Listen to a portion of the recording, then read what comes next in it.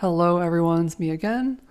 So I've been playing a lot of Last Epoch today on launch day, and I think I've built a pretty cool character, and I wanted to make this quick update video, day one update video or whatever, and kind of share with you guys my character and how I built it, and some things I've learned as a Path of Exile player playing a Last Epoch, serious character for the first time. So I hope you guys enjoyed this video.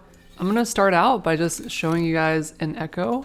I have here the final echo of this monolith, which is like the final boss of this area. And I just wanna run this, show you guys some gameplay, and then I'll talk through the character and how I built it and some interesting findings I have discovered about my skill of choice, which is Chthonic Fissure for the Warlock class. All right, level 59 character. Let's do the final echo of the quest timeline. So this is a skill where you basically lay down these two things and then they shoot out these things called spirits. That's the green shit. And spirits auto-target everything and they kill everything. So here is like a boss, for instance.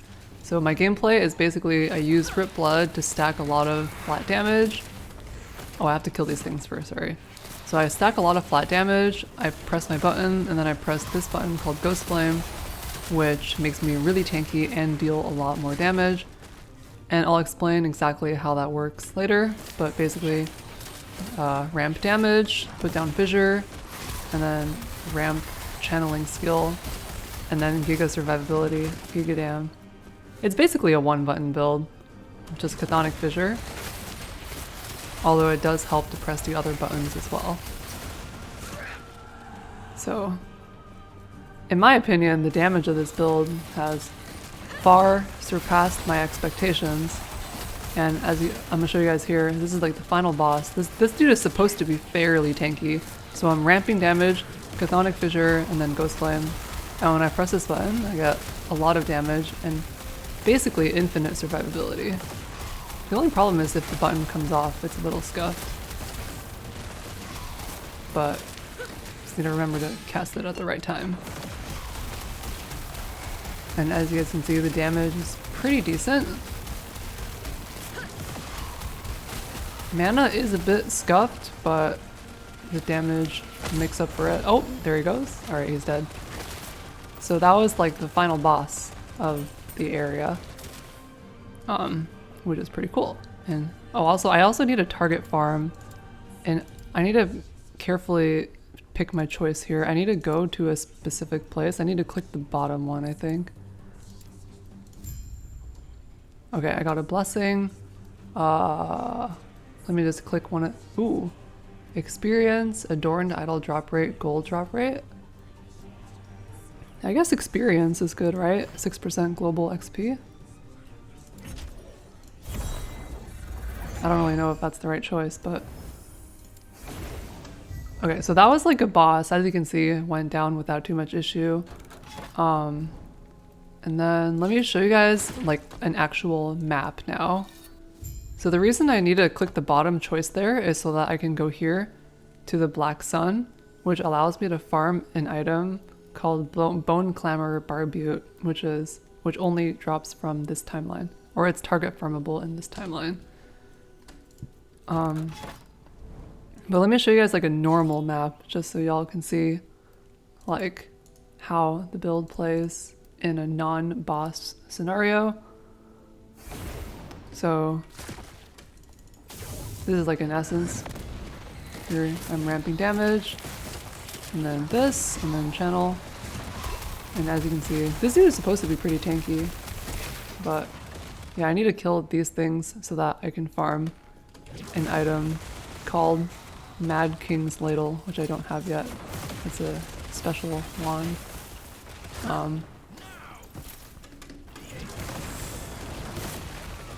Yep. So as you can see, the gameplay in Echoes, like normal Echoes, is one button. You just run around, play down Fissure. Fissure auto-targets everything and everything dies. Keep running. And yeah. And then you can use Transplant for movement, and that's basically the build. Yep. It does take a lot of mana to cast Fissure, so usually I just use it when there's like a full screen of enemies since it covers the whole screen. And there's a boss here somewhere. Oh, here he is. Fissure, Ghost Flame, dead. And that's basically the gameplay. It's pretty comfy. And then get the loot. And that's basically it. Alright, so let me talk about this build now. So I don't really know like what I would call this build. I ended up like severely deviating from what I thought I would build. But let me explain to you guys how I built this character up to this point in time. So the main idea is the main skill is Chthonic Fissure, you know, and then this fissure shoots out spirits that hit enemies. That's the blue shit, or the teal shit. And there's basically a lot of different damage types, so I'll just go over all of them. So Chthonic Fissure, this fissure itself deals fire damage over time. And then when the spirits hit enemies, they inflict a curse called Torment. And Torment is a curse that does damage over time, and it has giga added damage effectiveness. So getting added damage dramatically increases the damage of Torment. However, you can only have one stack of Torment. In addition, with this node, each spirit hit can also apply Damned, which is an ailment that also does damage over time, necrotic damage over time. And Damned can stack an unlimited amount of times, so you want to get as much of that as you can. And then I think there is also a hit damage component as well, but I'm not 100% sure on that. But oh yeah, you can see here, added damage for the spirits applies at 25% effectiveness. So yeah, and the main two damage types that I'm scaling right now are the damage of the Torment, which is the Giga Curse, or the Giga Dot, and then the damage of Damned, which is the smaller dot, but stacks indefinitely. So that's what I'm scaling. So I'm trying to get as much necrotic damage, damage over time, spell damage, and of course, added spell damage. And that's the main idea of the build. And then these nodes here, a lot of these are just travel nodes. Like this is a travel node that does not much. This is also a travel node. This is a travel node. This is a travel node that conveniently gives shred necrotic res, which reduces necrotic res. And the main important nodes here are this one to apply the Damned Curse or the Damned Ailment. Without this node, I found that my damage went down a lot. So this Damned is definitely really good. And then I also took this node here, which allows me to get a more multiplier on Torment, the Giga Curse, or the Giga Dot, by scaling uncapped Necro res. So I'm just trying to get my Necro res as high as possible. And then here is a good node to just get more spirits, which is just more damage of all types with, you know, just everything, except for Torment. But this applies a lot of Damned. This is a necessary node because it makes another fissure. And then this node here, I took 1 point to proc Chaos Bolts. The reason that I didn't put 3 points into this is because each point is 20% chance to get a Chaos Bolt, but the Chaos Bolt replaces a spirit.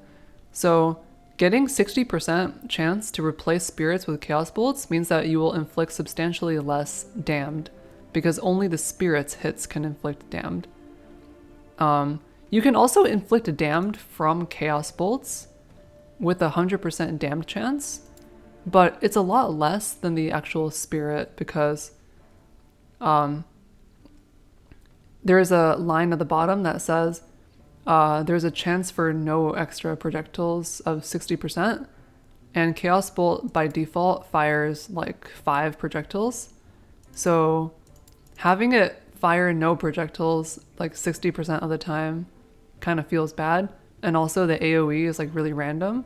So when I tested it out, this skill, Chaos Bolts, it was really inconvenient for me to apply a large amount of damage per hit. And then sometimes they would just randomly miss, which was annoying. And when they did hit, sometimes they would only apply like 1 or 2 damned. So in my experience, replacing this wasn't really the best, or replacing the spirits with Chaos Bolts wasn't really the best idea because it just didn't apply enough damned. So I decided to go with 1 point here and then just max out this damned. And the reason I want 1 point here is that so I can automate the casting of Bone Curse and also inflict Ignite. And Ignite is just another ailment that does damage over time, so it's good. And the way that I built this Chaos Bolt, which is the trigger, is that this automates Rip Blood, which doesn't really do much right now, but it will do more later. But the main thing is that it automates the casting of Bone Curse. And Bone Curse is important because it applies a curse called Mark for Death, which is a curse that reduces all res by 25%. So this is like 25% more damage, but yeah, I guess it's like 25%. It's like sort of 25% more damage. And then it also gives you 12% Culling Strike with this. And you can also make the curse Shred Armor and convert the damage to necrotic. So it's like a really good curse.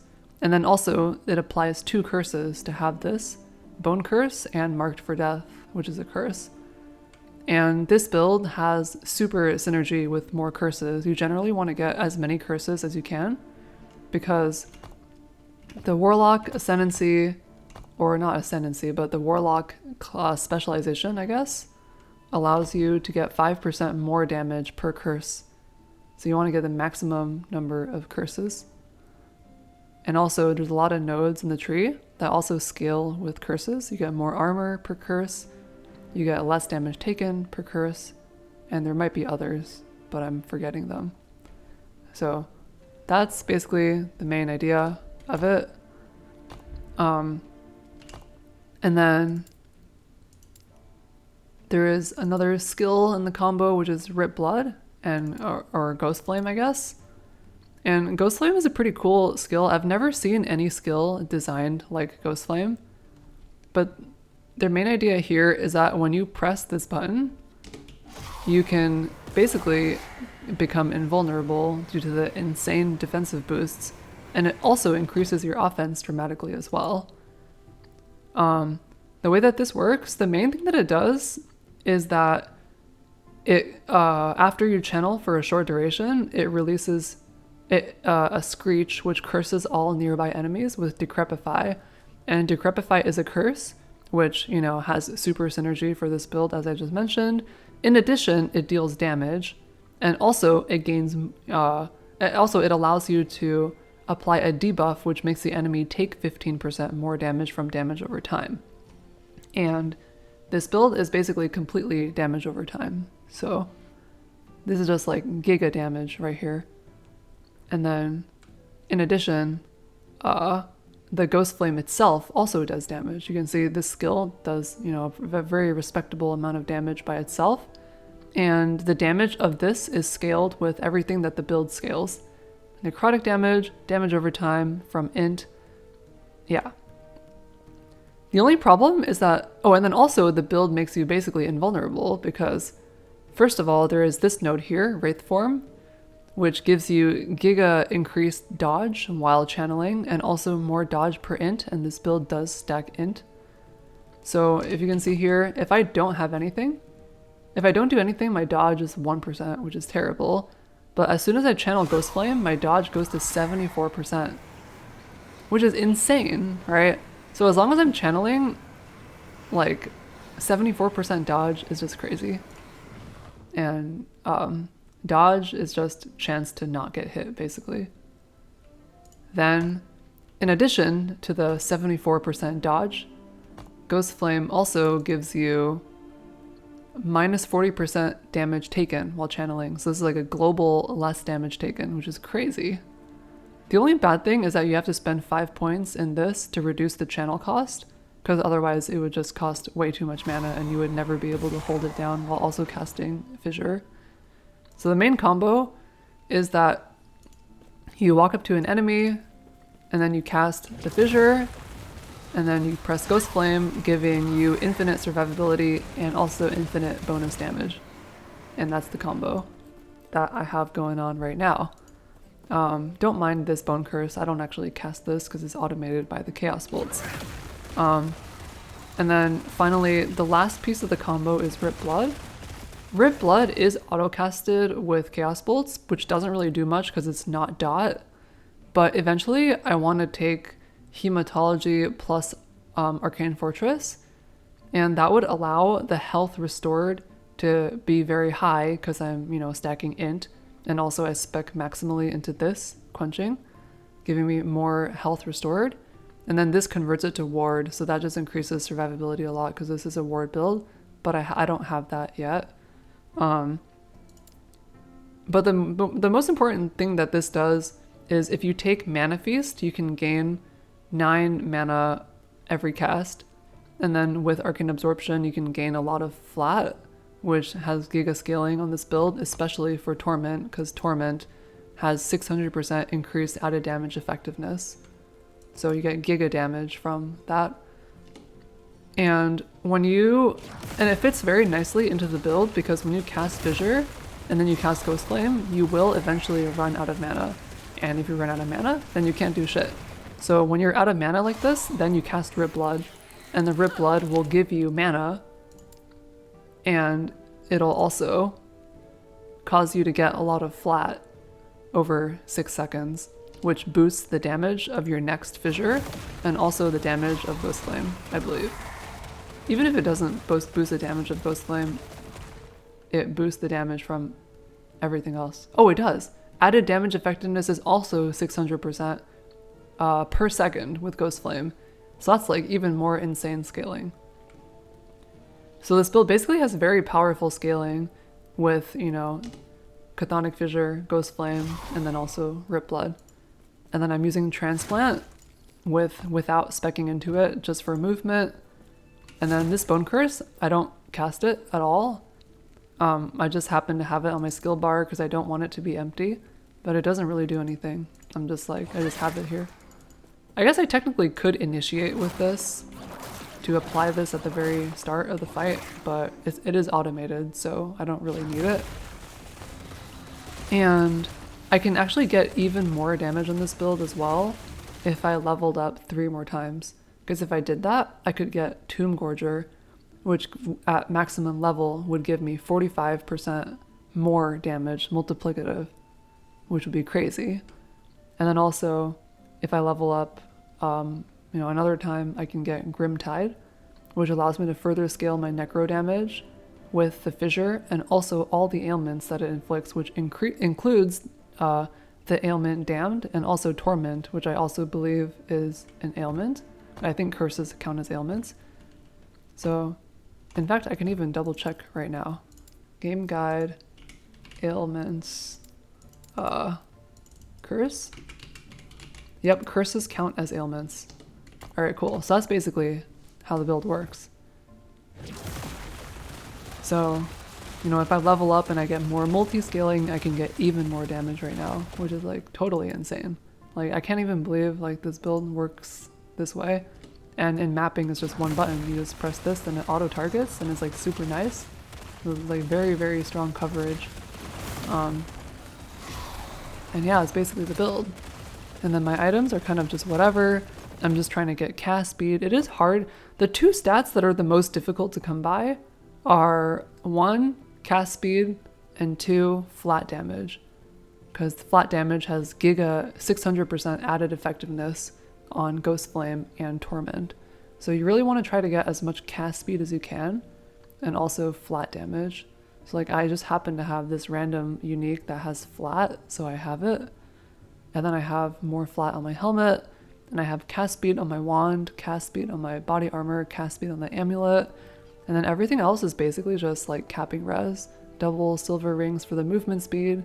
And then I picked up this boot as well, which is kind of lucky, which is just movement speed, and sealed CDR, which is pretty useless, but it does give my transplant 20% more uptime, so that's cool. And then just try to get as much int as you can. And eventually I want to start trying to scale multi as well, so I can get the even more giga scaling on the Torment and the Damned and the Fissure using Grimtide.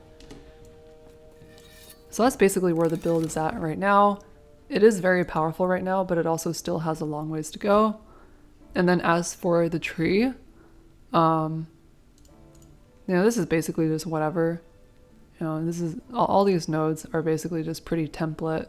You just take these nodes and they're good for your build, basically.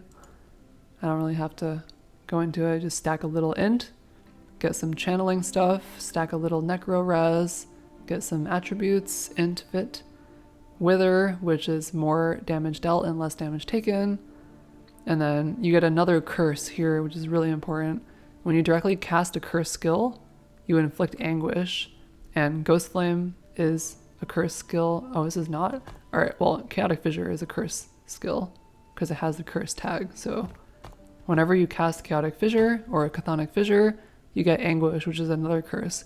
And more curses equals more damage and also more armor and also more DR and just more everything. And then eventually later you can get this node, which is like super insane. More flat damage, which again, 600% increased effectiveness, and also it allows anguish, which is a dot triggered when you kill an enemy nearby, but you get it instantly with this node. So that's what I'm going for right now. And then, so that's basically where the build is at right now. And yeah, leveling this build was totally smooth. I basically just used like Wandering Spirits, Rip Blood. Yeah. And then I can also talk a little bit about some things that did not work. So the main thing that I was kind of disappointed about that didn't really work for me was Chaos Bolts.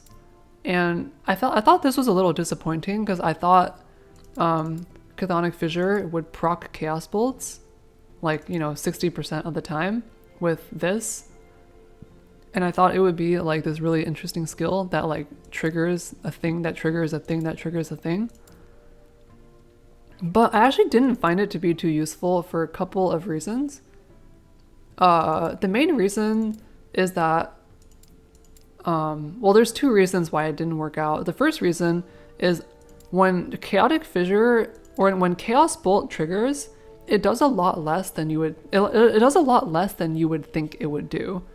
The main appeal of triggering this skill is number one, the mana gain on hit, and number two, applying Damned, which is damage over time, right? Those are like the main things that are good about this, because you know you don't really care about the Bone Curse. You know, as soon as it hits one time, it's gonna get the Bone Curse, and as soon as it hits one time, you also get the Rip Blood. And this has a maximum of 2 triggers per second. So the main things that it does is mana on hit and Damned. However, because you have a 60% chance to get no extra projectiles, and you have a 60%, well, yeah, because you have a 60% chance to not get extra projectiles, I found that the mana sustain was basically non-existent, and it would just like randomly miss, which was annoying.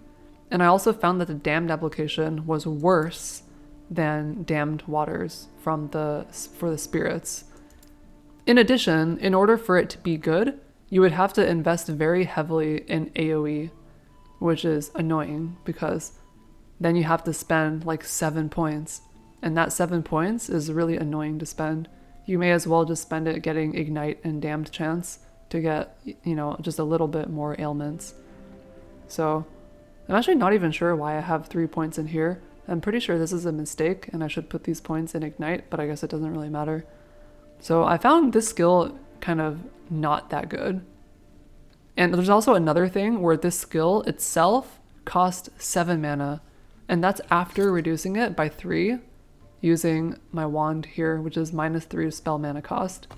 So not only does this skill cost 7 mana every time it triggers, but a lot of the times it only fires 1 projectile, which means that you only get 2 mana back. And it just sucks. And I found that my mana quickly went away. And in addition, I dealt no damage. In addition, spending 2 points to trigger this means 2 less points in Chthonic Fissure. So that was really annoying. And so I ended up only putting 1 point here to automate the casting of Bone Curse. I think it is still worth using because you still get a lot of utility applying a little bit of Damned, a little bit of Ignite, which you can coincidentally spread with this travel node here, which is mainly used to get here for the torment damage. But there is still a little bit of utility here, right? You get a free curse, you get 2 free curses, you don't have to cast Bone Curse anymore, and then you get Rip Blood every so often, which gives you a little bit more ward, which is like fine, I guess. So there is definitely still utility to have this here, but it is kind of annoying because, you know, you could also just not use Chaos Bolts and then just self-cast the Bone Curse, which I think would be just as good, just an extra button, which would be annoying, so I don't want to do it. And the Rip Blood, you know, you can just self-cast this, I'm pretty sure, and it would be just fine. So, you know, Chaos Bolts ended up not being as good as I thought it would be, but it is what it is. It is still good. I just had to build it differently than what I had in mind. Another thing to talk about is curses. Like, as I mentioned, like this build scales very heavily off of number of curses, right? Defensively and offensively. So what do I want to say? So we can like take a look here about, we can look at all the different curses there are and how you would get them. So of all these curses, you can see that this is all the list of all the curses that exist in the game. And we have Bone Curse, which is automated. We have Marked for Death, which is cast by Bone Curse or applied by it. Decrepify is applied using Ghost Flame. Torment is from Chthonic Fissure. Anguish we're getting from the skill tree here. And so we're basically applying nearly every single curse in the game that we could apply reasonably. There are a couple others. For example, the ones that we don't apply in this build are Spirit Plague, Acid Skin, and Penance. And Penance is actually from Sentinel class, so you can't even apply that anyway, so just forget about that. Acid Skin, you technically could apply it if you pathed over here. The Fissure's initial hits curse enemies with Acid Skin. However, it takes 4 travel nodes to get here, and the other things to get here are not that good. So I don't know if it's worth pathing over here, but you could path here in theory if you got like giga points to get the additional curse and like a little bit of damage and a little bit of more damage and even more damage here. But I think the points are better spent elsewhere unless for some reason you find like +4 Chthonic Fissure somehow, which I don't even know how you would get that. But if you did get that, you could go here and get the additional curse. And then the final curse that I could not find a way to apply was Spirit Plague. And I mean, I could just like, you know, put Spirit Plague literally on my bar and like cast it. But this is also annoying because Spirit Plague lasts for 3 seconds. It's so bad. It lasts for only 3 seconds. And even if you like, you know, spec into it, which you would not because the other things that you spec into are better than this. But even if you were to spec into it, it would only last for like 5 seconds at the maximum duration. So, you know, I don't really want to cast a button every, you know, 3 to 5 seconds. That would be extremely annoying. Right? I would have to like do this, and then I would have to do this, and then I would have to do this. I mean, I guess you could do it, and it would technically increase your damage, but like just look at the damage that it does. It's like very low. It's only 1k damage per second. Everything else does so much more. So I personally would not even cast this. Like, it does technically increase your damage on paper, but just casting it is so annoying that I just wouldn't, even though it does give you another curse, which is good. So that's another thing that I found kind of annoying, that there is very easy access to another curse, but I just think this curse is too weak to be used efficiently. And even if you pump up all the damage, it's still worse than Ghost Flame. So I found that skill to be cringe, and I choose not to use it. So I just have this, which I also don't use. But yeah, that's basically the overview of the curses that are available. There's also a couple more skills, like Profane Veil is cool, because this is like, you know, a channeling thing that gives you some interesting defensive and offensive bonuses. But I think it's just worse than Ghost Flame in every way. It's a lot less damage, and the duration is 2 seconds, which is so bad. Like, what are you gonna do with a 2-second spell that you can only cast 1 in every 10 seconds before CDR? Like, that's so annoying. And also you can't Ghost Flame while you cast this. So this is basically like Ghost Flame, but a lot worse when I tried it. So I think Profane Veil is not the right choice for this build. And then Soul Feast, it just did absolutely nothing. No damage, and also no utility. So definitely not this. And then, yeah, so basically the build is Fissure, Ghost Flame until you run out of mana, and then Rip Blood to get the mana back, and then ramp damage, and then do it all over again. And that's basically what I came up with, and everything else I just couldn't really fit into this build. So that's the main idea of this build that I've been playing, and I guess future upgrades is just like, you know, getting those last couple scaling things on the tree, as I mentioned. And yeah, that's basically it. Character's level 59 right now. After this, I'm probably just gonna play some more echoes and then go to sleep. But if you want to stop by my Twitch, I'll probably stream this game for, you know, at least a good while. So if I want to hang out on Twitch and see this character in action and me getting upset about random stuff and malding, feel free to stop by, hang out. Yep. Chthonic Fissure, Warlock, good build. Alright, goodbye.